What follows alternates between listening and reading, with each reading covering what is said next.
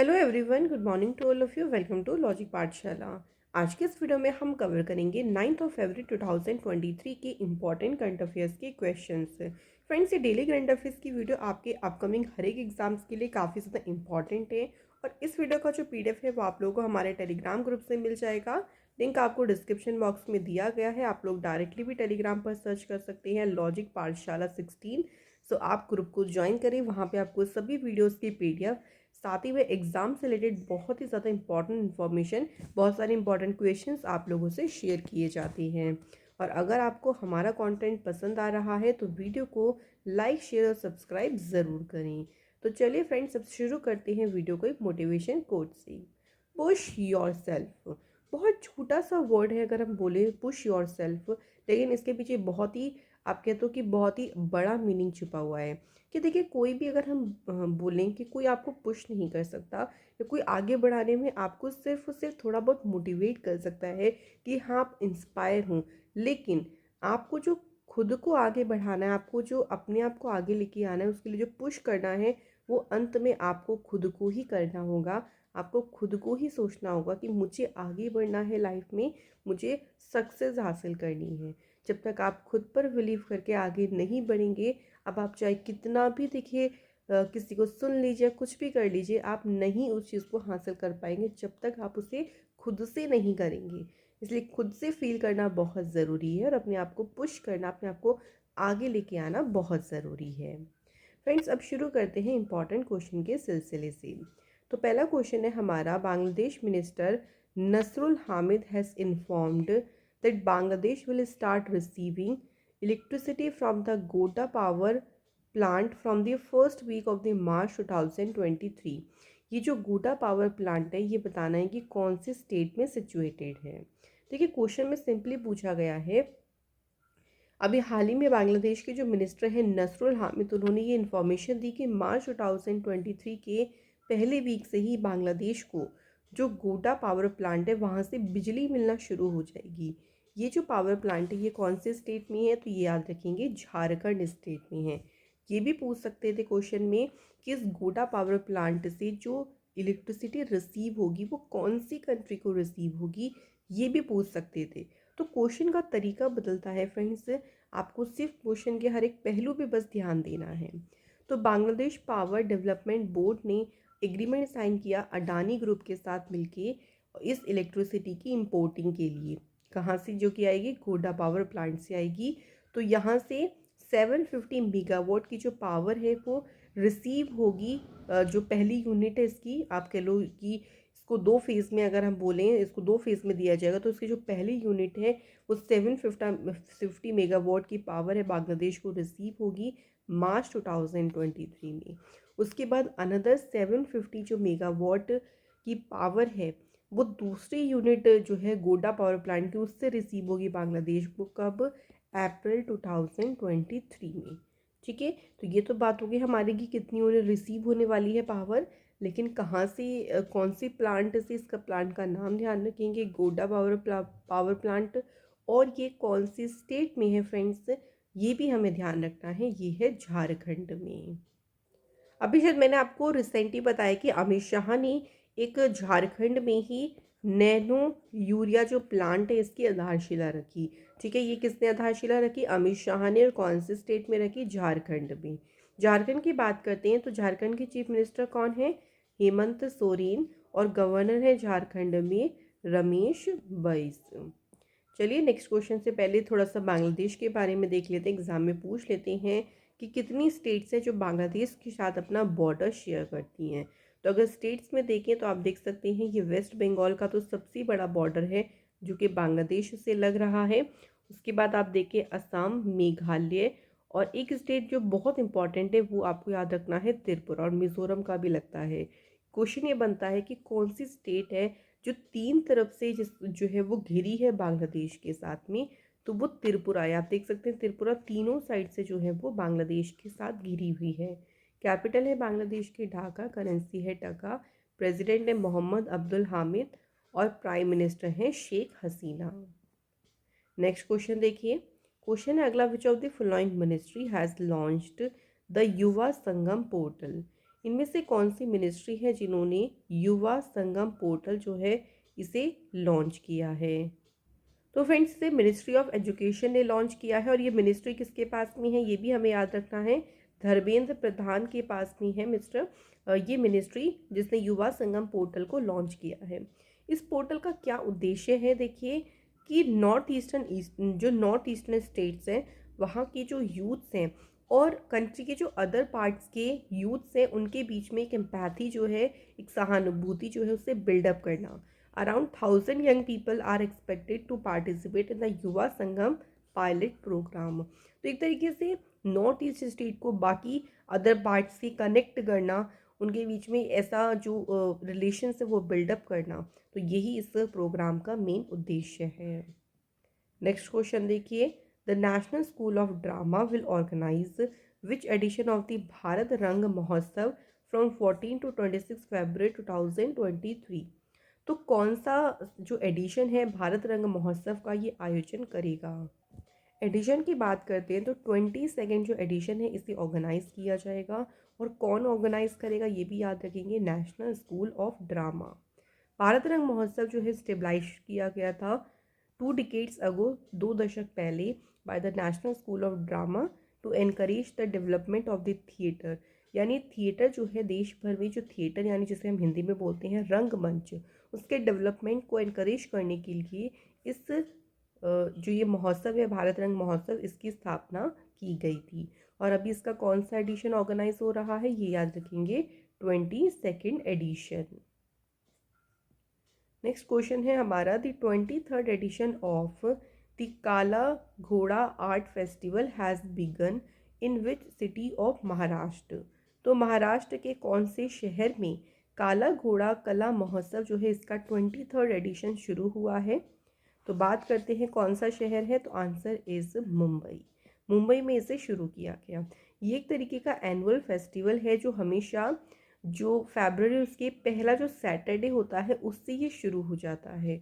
और भारत का जो साउथ मुंबई है, भारत के साउथ मुंबई में काला घोड़ा जो एरिया है वहाँ पे हमेशा फरवरी का जो सेकंड संडे होता है उसको ये क्लोज हो जाता है। ठीक है, तो आपको कहाँ यहाँ से क्या चीज़ ध्यान रखनी है, यहाँ से आपको एक तो चीज़ ध्यान रखनी है कि इसे कौन से शहर में ये शुरू हुआ है, तो ये मुंबई में फ्रेंड से शुरू होगा। और कौन सा एडिशन रहेगा इसका, तो ये याद रखेंगे 23rd एडिशन रहेगा। ठीक है, तो ये हमें इसके बारे में ध्यान रखना है। इसकी सबसे पहले शुरुआत कब हुई थी, 1999 से जो काला घोड़ा आर्ट फेस्टिवल है ये शुरू हो गया था। महाराष्ट्र की कैपिटल है मुंबई, चीफ मिनिस्टर हैं एकनाथ शिंदे, गवर्नर हैं भगत सिंह कोश्यारी। नेक्स्ट क्वेश्चन है, अगला क्वेश्चन है, union minister Hardeep Singh Puri has announced that the प्रधानमंत्री आवास योजना अर्बन स्कीम इसको बढ़ा दिया गया, देखिए 2024 तक इसको एक्सटेंड कर दिया गया। कौन सी ईयर में जो स्कीम है ये लॉन्च हुई थी? तो बात करते हैं प्रधानमंत्री आवास योजना अर्बन स्कीम की। तो फ्रेंड्स ये स्कीम शुरू हुई थी 2015 में, 2015 में, यानी 25 जून 2015 में गवर्नमेंट ऑफ इंडिया ने इसे लॉन्च किया था और इसे इम्प्लीमेंट किया था by the union ministry of housing and urban affairs ने। इसका उद्देश्य ये था कि 2022 तक जो है वो सभी जो भी इसमें एलिजिबल बेनिफिशरीज हैं उनको पक्का जो घर है वो प्रोवाइड करना। और इस स्कीम के तहत 1.12 करोड़ हाउसेस को कंस्ट्रक्ट भी किया गया है। अब इस स्कीम को बढ़ा दिया गया है कब तक के लिए, 2024 तक के लिए। नेक्स्ट क्वेश्चन है, which company has unveiled first hydrogen internal combustion engine technology solution for heavy duty trucks. तो जो हैवी ड्यूटी ट्रक्स होते हैं उनके लिए पहला हाइड्रोजन आंतरिक दहन जो इंजन टेक्नोलॉजी है उसके सॉल्यूशन का अनावरण किसने किया है? तो ये किसने किया है, ये रिलायंस इंडस्ट्री लिमिटेड ने फ्रेंड्स इसे अनवील किया है। और इसे फ्लैग्ड ऑफ किसने किया ये भी आप लोगों से पूछ सकते हैं, तो प्राइम मिनिस्टर नरेंद्र मोदी जी ने इसे इंडिया एनर्जी वीक जो कि बेंगलुरु में हुआ था वहाँ पे इसे फ्लैग्ड ऑफ किया। इसका उद्देश्य क्या है देखिए करने का, इससे क्या होगा देखिए, जो हाइड्रोजन कंबशन इंजन है ये इससे होगा कि जो net zero emission, carbon emission होता है ना वो नियरली ज़ीरो हो जाएगा, नॉइज़ इससे रिड्यूस होगी। ये डिलीवर परफॉर्मेंस ऑन पर विद कन्वेंशनल डीजल ट्रक्स। तो परफॉर्मेंस में काफ़ी ज़्यादा जो है वो कन्वेंशनल रहेगा, एक तरीके से सुविधाजनक रहेगी इसकी परफॉर्मेंस। तो ये इसके फ़ायदे रहेंगे। और यहाँ पे दो चीज़ ध्यान रखिए, इसे अनवील किया है रिलायंस इंडस्ट्री ने और इसे फ्लैग्ड ऑफ किया है प्राइम मिनिस्टर नरेंद्र मोदी जी ने। ये दो बातें आपको यहाँ से ध्यान रखनी हैं। अगला क्वेश्चन है, which state government has launched the country's first new mobility focused cluster to accelerate the growth of sustainability mobility in the country. So देश में स्थिरता गतिशीलता के विकास में तेजी लाने के लिए जो पहला कंट्री का जो पहला नया मोबिलिटी फोकस्ड क्लस्टर यानी गतिशीलता केंद्रित क्लस्टर है, इसे कौन से स्टेट गवर्नमेंट ने लॉन्च किया है? तो इसे लॉन्च किया है फ्रेंड्स तेलंगाना की सरकार ने। इसका उद्देश्य ये है कि लगभग 50,000 करोड़ रुपए के इन्वेस्टमेंट को अट्रैक्ट करना और स्टेट में अगले 5 सालों में 4 लाख से ज़्यादा जॉब जो है उन्हें जनरेट करना, ये इसका मेन उद्देश्य है। तेलंगाना की बात करें तो कैपिटल है हैदराबाद। तेलंगाना का जो स्टेट फॉर्मेशन डे होता है वो 2 जून 2014 को होता है। चीफ मिनिस्टर है के चंद्रशेखर राव और गवर्नर है तमिलसाई सौंदरराजन। अभी आपको याद होगा कि जो वॉक्सेन यूनिवर्सिटी है उन्होंने एक प्रोजेक्ट लॉन्च किया था जिसका नाम है प्रोजेक्ट एस्पिरेशन। और इस प्रोजेक्ट एस्पिरेशन को तेलंगाना में लॉन्च किया गया था गर्ल्स के लिए। याद आया फ्रेंड्स आपको?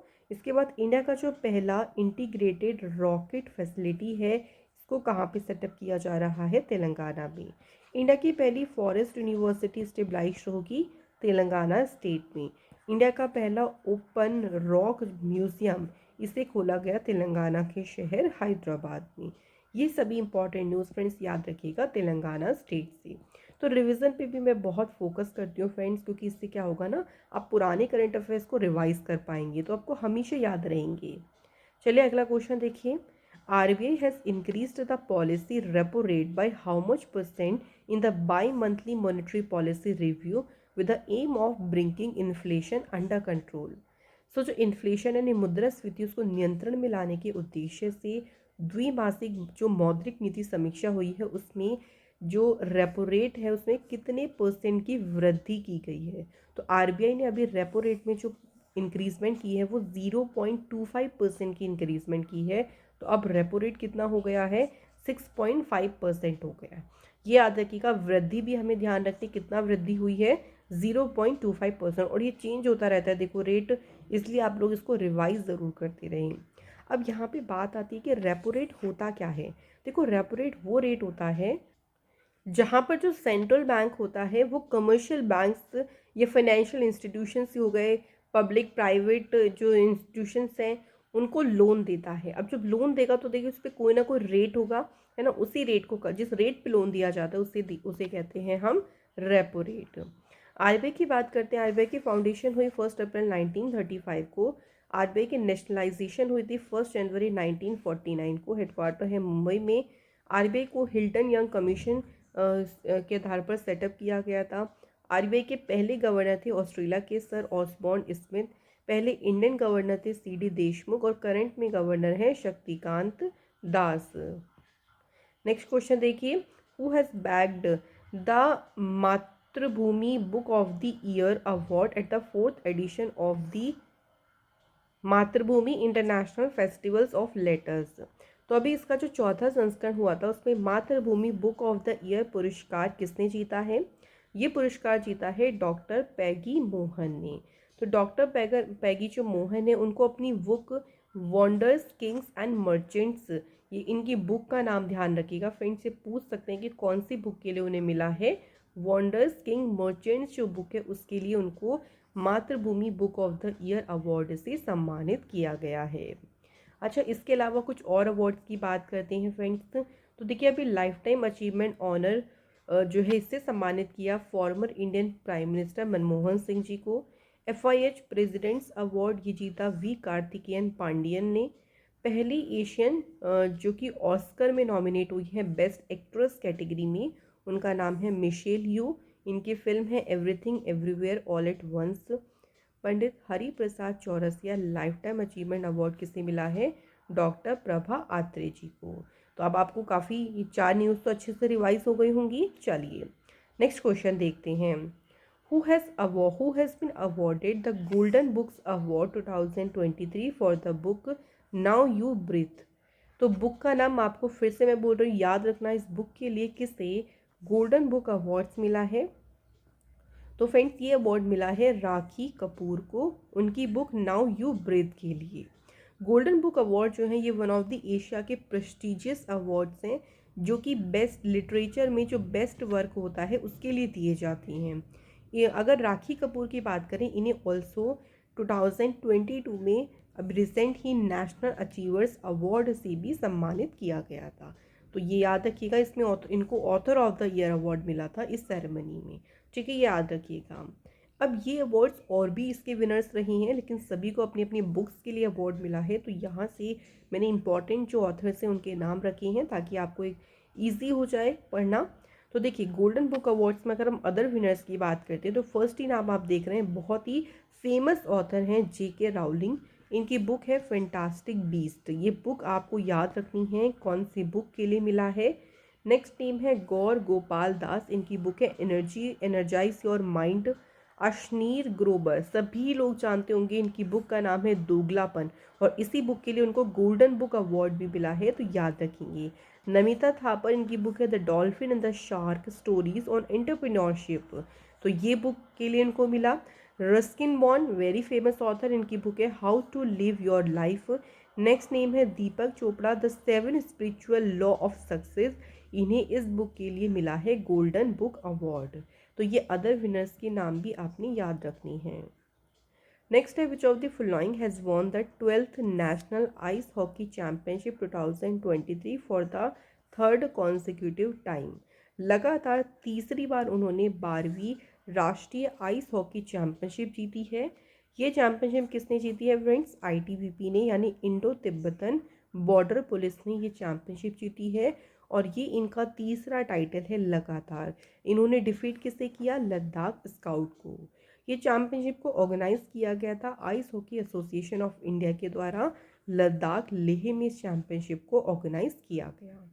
तो फ्रेंड्स, यहाँ पे हमारे क्वेश्चंस हो जाते हैं सभी कंप्लीट। टाइम आता है फ्रेंड्स अब रिवीजन करने का। तो चलिए साथ में कल के क्वेश्चंस को हम लोग रिवाइज करते हैं।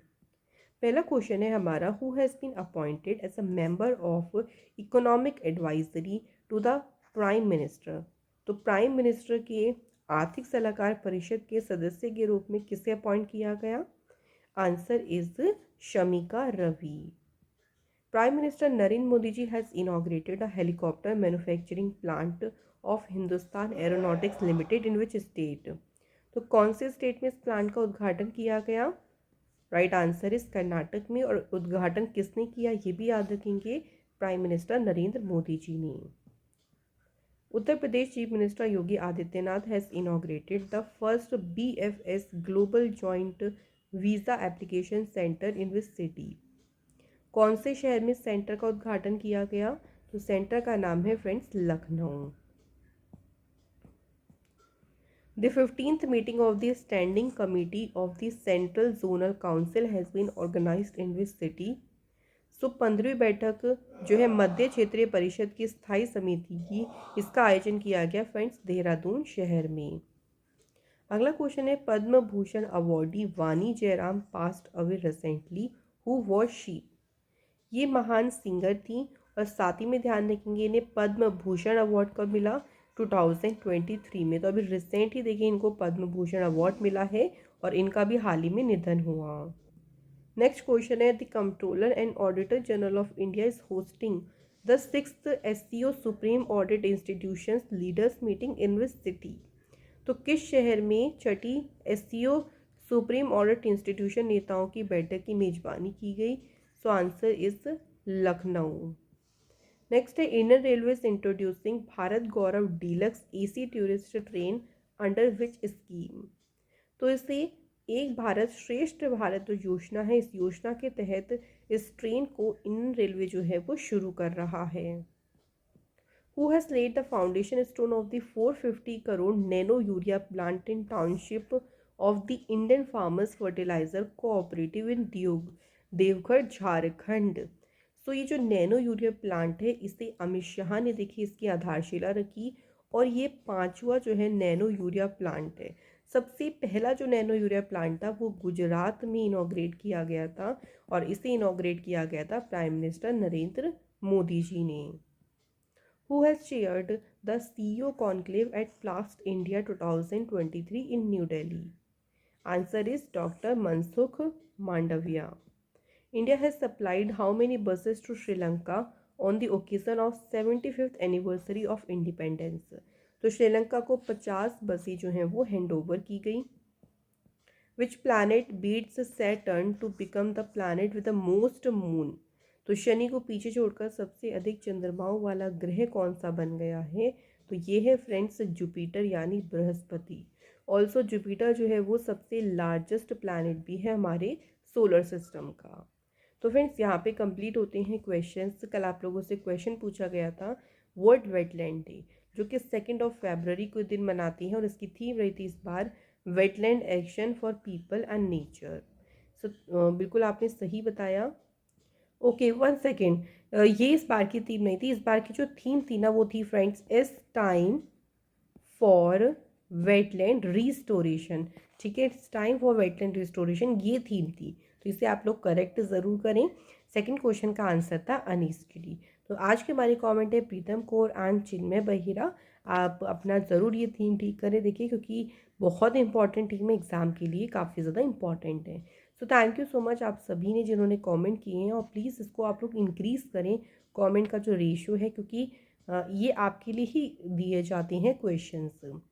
सो आज के हमारे क्वेश्चन है, देखिए from the following peak of the Himalayas which is not in Nepal.